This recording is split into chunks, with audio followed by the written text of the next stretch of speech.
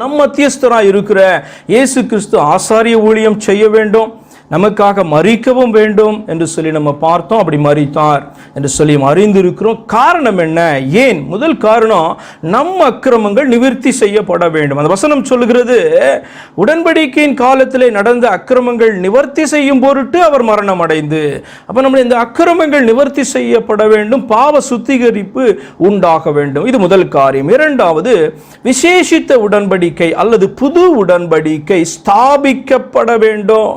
புது உடன்படிக்கையின் மத்தியஸ்தராக அவர் காணப்பட்டார் என்று சொல்லி நம்ம பார்க்கிறோம். இரண்டாவது காரியம், விசேஷித்த உடன்படிக்கையான புது உடன்படிக்கை ஸ்தாபிக்கப்படுவதற்கு அவர் ஆசாரியராகவும் நமக்காக மரிக்கிறவராகவும் காணப்பட வேண்டும். மூன்றாவது, வாக்குத்தத்தம் பண்ணப்பட்ட நித்திய சுதந்திரத்தை அழைக்கப்பட்டவர்கள் அடைய வேண்டும். நீங்க அறிந்திருக்கிறீங்க, ஆண்டவராகிய இயேசு கிறிஸ்து எல்லாரையும் அழைத்து இருக்கிறார். இந்த உலகத்திலே பிறக்கிற அத்தனை பேரையும் பார்த்து அவர் நேசித்து அழைக்கிறார். ஆனால் அவரை தெரிந்து கொள்ளுகிறவர்கள் அவரிடத்திலே ஓடி வருகிறார்கள்.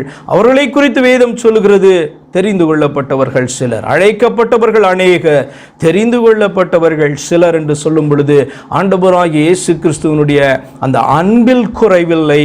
ஆனால் அவரை ஏற்றுக்கொள்ளுகிறவர்கள் அவரை தள்ளுகிறபடினாலே அவரை தெரிந்து கொள்ளாதது நிமித்தமாக அழைக்கப்பட்டவர் அநேகராயிருந்தாலும் தெரிந்து கொள்ளப்படுகிறவர்கள் சிலராய் மாறிவிடுகிறார்கள்.